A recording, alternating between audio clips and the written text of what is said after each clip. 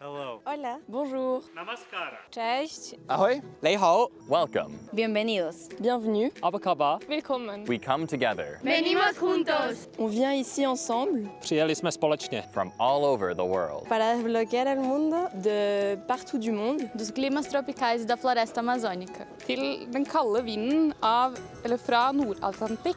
From farmlands filled with grain. 去到喺中國海上面嘅漁船。 From lands down under. من أعلى القمم إلى أسفلها. Από τόπους που κρατάνε τα μυστικά της αρχαίας σοφίας. Und Gesellschaften jeden Tag neue Technologie entdecken. Veniamo a esplorare. Přijeli jsme poznávat. Aprender sobre nosotros mismos y de otros. Pour apprendre des choses sur nous et sur les autres. To unlock the future of our world. Pour découvrir le futur de notre monde. At the 24th Aprender sobre nosotros mismos y de otros. Au 24e World Scout Jamboree. World Scout Jamboree. World Scout Jamboree.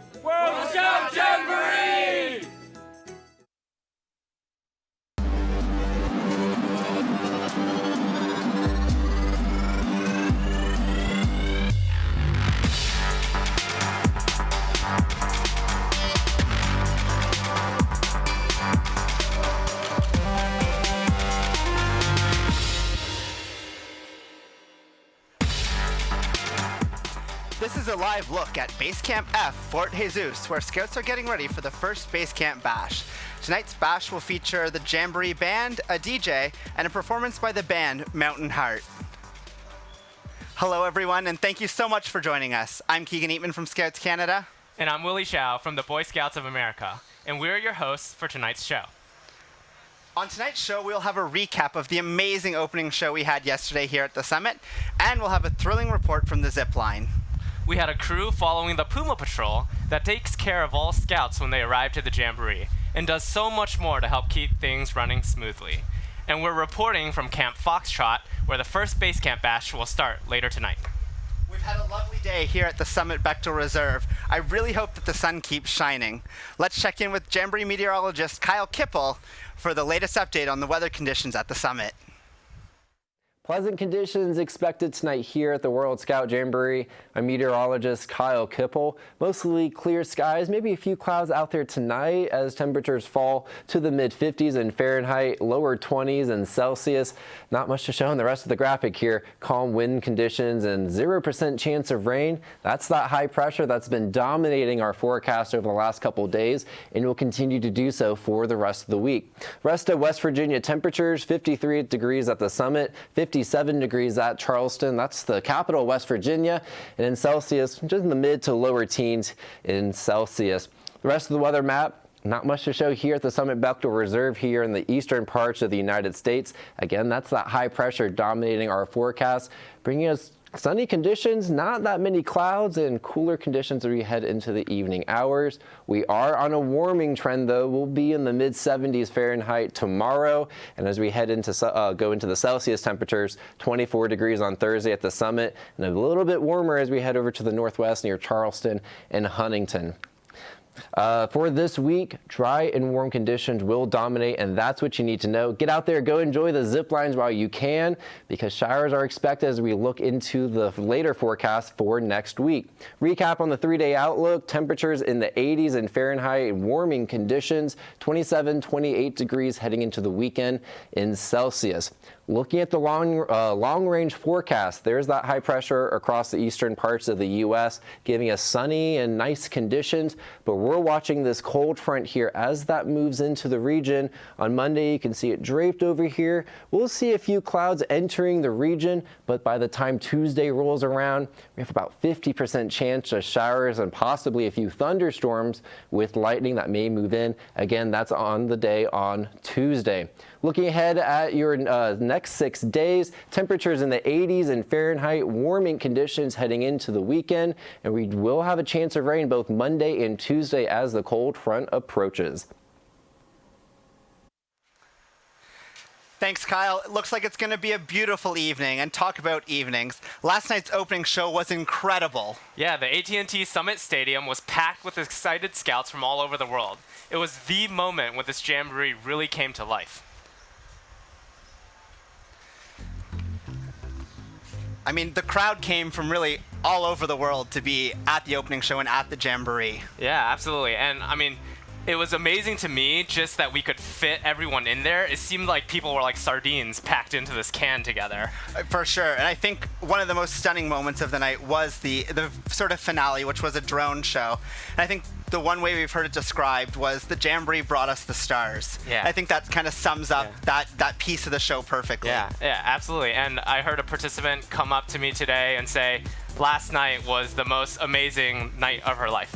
And I think that's why we're all really here as volunteers, to see the participants have that kind of a reaction. And so that's an amazing experience, I think.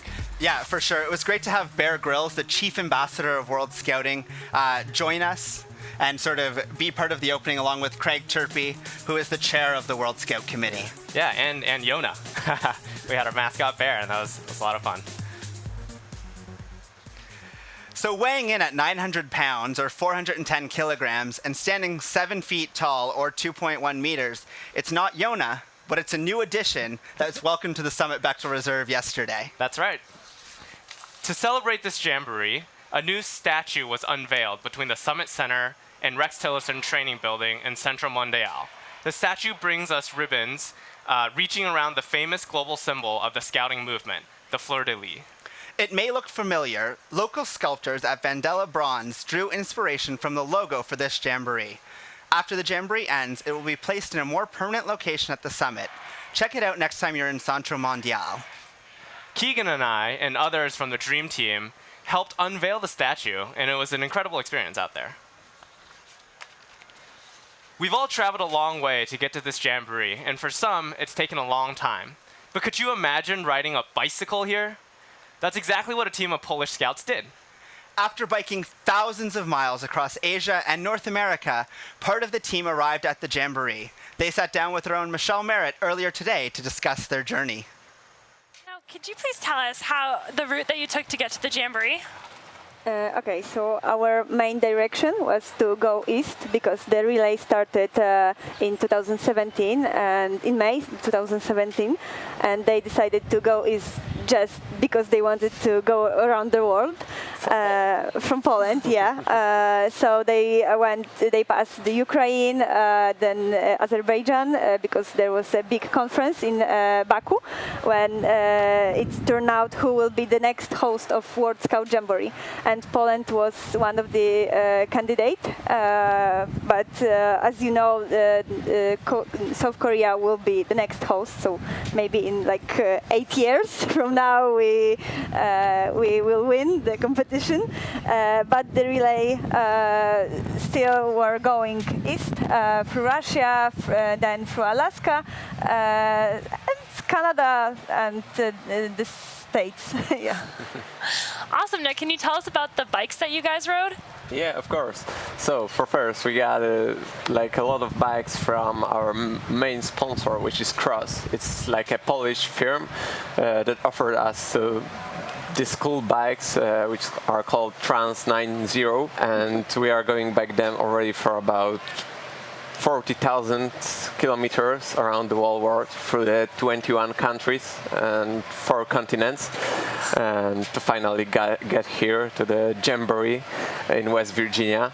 And we also got a lot of stuff from other sponsors, like these bags that we are traveling in. So everything we took with ourselves to US or every other countries, we pack in them.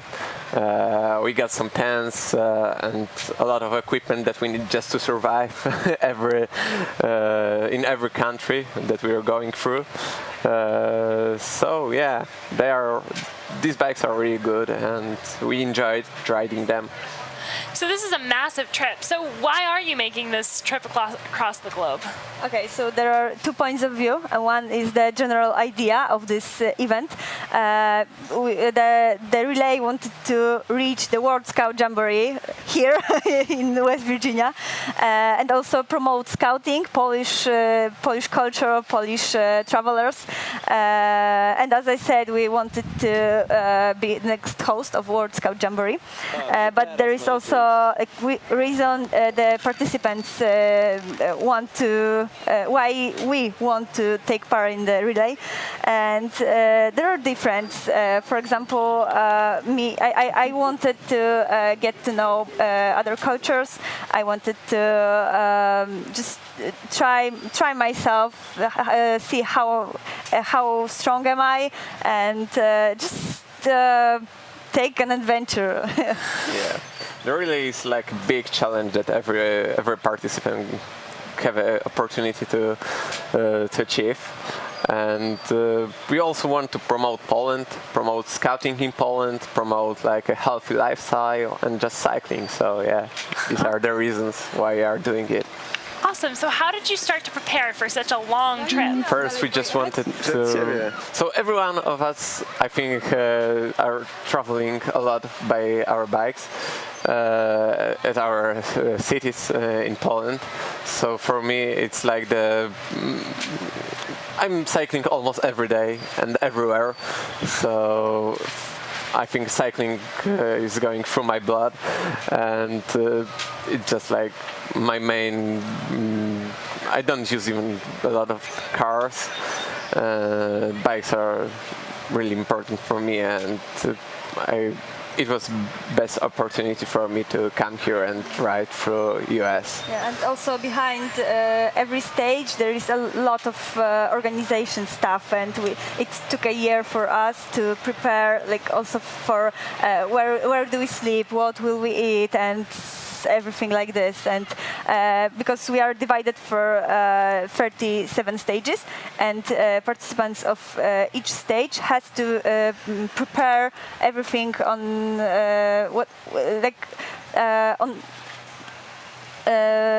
it is us who decide which road we take, where do we sleep, and so on. Yeah, we just know the place where we have to start and the place where we have to finish our stage. So everything the rest is on us, and we decide what we want to do. What was the biggest challenge that you faced during your bike trip? So, actually, on our stage, I think it was West Virginia. As I told you, we are going through Michigan and Ohio. Ohio was so flat. In Michigan, there are a lot of small hills. It was also hard. But here in West Virginia, like 3 days ago, we were going through a bike trail. And this trail was like... we also had to go through the stairs on the bike trail, so we had to take our bikes that weigh a lot through the stairs and then come back with them. Yeah, there were falling rocks and water everywhere. So then it started raining, so we're completely wet. So for the all 21 days, we were going through the really big heat, as you know probably, and the last day it was raining the whole day, and it was the last day when we were traveling by our bikes. So when we just finished, we were all wet, we had everything wet, and it was nice end of our trip here.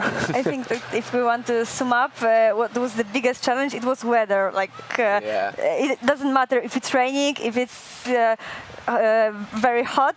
It was these difficulties we have to face. Yeah, but if it goes about the wall relay, for example, there was one stage that was going through the Baikal Lake, the deepest lake on the world, and there was just one guy in that stage, and he was traveling. Not in this one stage, but in this one there were few people, but they were going through the Baikal during the winter, so it was frozen, and for 3 days they were traveling through the frozen Baikal Lake in the really extreme temperatures. Yeah, on ice. So because it was easier to go by bike on ice than on snow that was around the lake. Yes. Awesome. This sounds like a really great trip and a really great project that you guys are all working on. Thank you so much for being here with us. Thank you so much. When scouts arriving at the Jamboree checked in at the Ruby Welcome Center, they were met by a member of our Puma Patrol. The Puma Patrol member got on their bus and rode with them to their campsite, and then helped the scouts get unloaded and set up. But as our team discovered, that was just one of their many responsibilities here at the Jamboree. My name is Spencer Sifke. I am from Knoxville, Tennessee, the great state of Tennessee. And I am from the U.S. contingent. And I am from the great and wonderful Puma Patrol. And we're here to make sure everyone's having a hype and great time here at the 2019 World Scout Jamboree. Today, one of the best days, one of the first days we're actually working. We've done a lot of training, but today we finally get to check people in. All the participants, all the contingent leaders finally come to the Jamboree. We've been prepping for this day for like a couple of 3 or 4 days now. It's gonna be so good. We're gonna make sure they have a long drive, they'll be a little sleepy. Our job is to make sure they're having a hype and great time.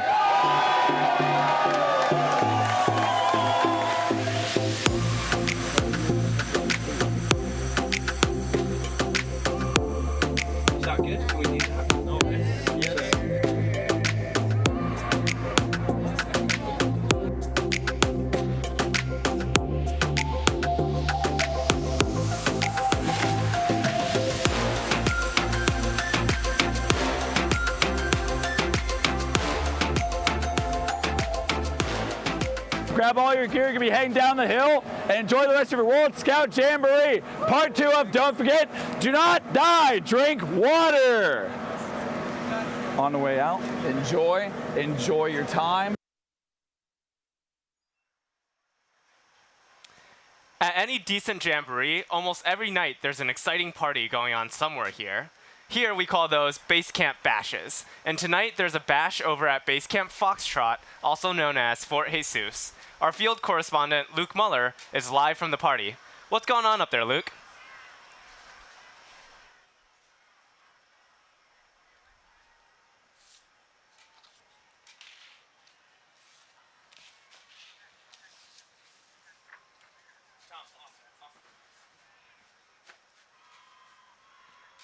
Thanks, Luke. I know where I'm gonna head once we're done. Get ready, Camp Foxtrot.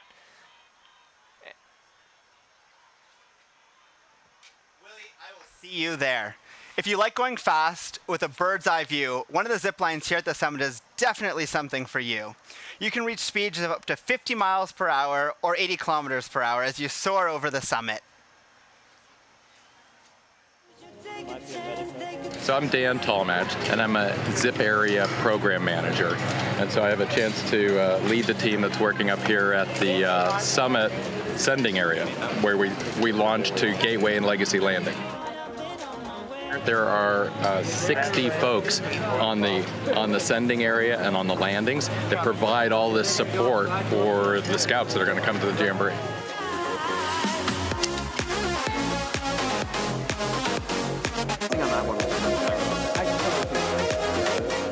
What's my favorite part of being here is a chance to work with great staff, scouting staff from all over the world. The IST that we have are just incredible, and they've come together, they've trained all this week, they've come early, and they're really providing a great service to the scouts.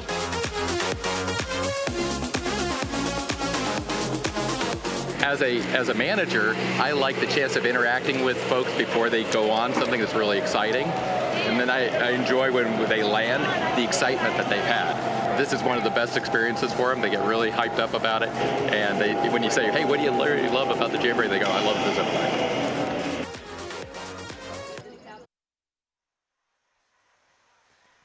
Don't let their population size fool you. Despite its size, Sweden is the third largest contingent at the World Scout Jamboree. With more than 2,000 Swedes here, they are forced to be noticed. Leading them is Secretary General of the Scout and Guides Association, Petra Lindskog, and a member of the dedicated scouts, including Anna Lindberg. Welcome to the show. Thank you. Thank you. So Anna, tell us, how did you get involved in scouting? You know, I got involved in scouting for 10 years ago, and it was because I've tried all the sports that you normally try as a kid, but I felt like this isn't for me, and then I tried scouting, and I felt just like home. And I think I did that because we have such a variety in our programs, both that are for friendship, but also that are so exciting in adventures. And that feeling that I felt the day for 10 years ago, I still feel every single day when I go to the Scouts. Wow, that's awesome. And Petra, we've heard that scouting has been growing quickly in Sweden. Why do you think that is? I think it's due to we focus on recruitment, we focus on retention, and we have made it much easier to become a scout. For example, now we are wearing these scout shirts, but you can really join us and you can wear whatever you want to. And also we have boys and girls together.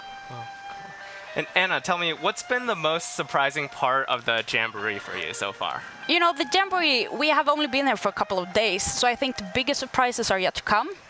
But the thing that I find most interesting is to hear all the stories from all the different people at this Jamboree. Mostly also because I know that the Swedish contingent participants have been on the pre-journey. So the Jamboree is just a part of the American trip. And that's really exciting to hear about their stories, what they have done, what they have learned, how they have started to unlock a new world for few weeks ago, and that's so exciting to hear about. That's exciting. And where did you go for the pre-journey? You know, we had 3 different tracks that you can go: Philadelphia, Boston, and New York and Chicago. And it's so nice to hear. So they have been meeting locals, they have learned about America, and you know, they have been together in a group of people that they didn't know before they came here. And they had their time of their life, and that's so exciting for them and for me too. That's awesome. Petra, Sweden has one of the largest contingents. What do you think makes Swedish Scouts so interested in a World Jamboree? I think it's various things that makes it interested. We organized our own World Scout or the World Scout Jamboree in 2011, and that arose enormous interest. And I think we just enjoy it. It's so fun to come together. Yeah, and I know we have a lot of Swedes on the planning team too, and so it's amazing seeing them work. Anna, the theme of the Jamboree is Unlock a New World. Yeah. What experiences here do you think help Scouts unlock a new world?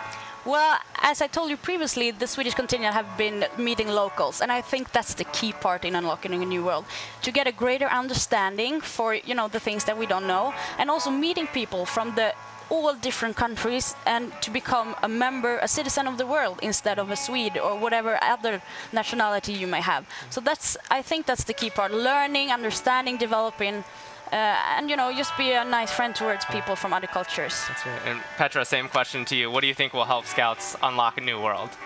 I think it's you meet over 140 nations here. You sleep side by side.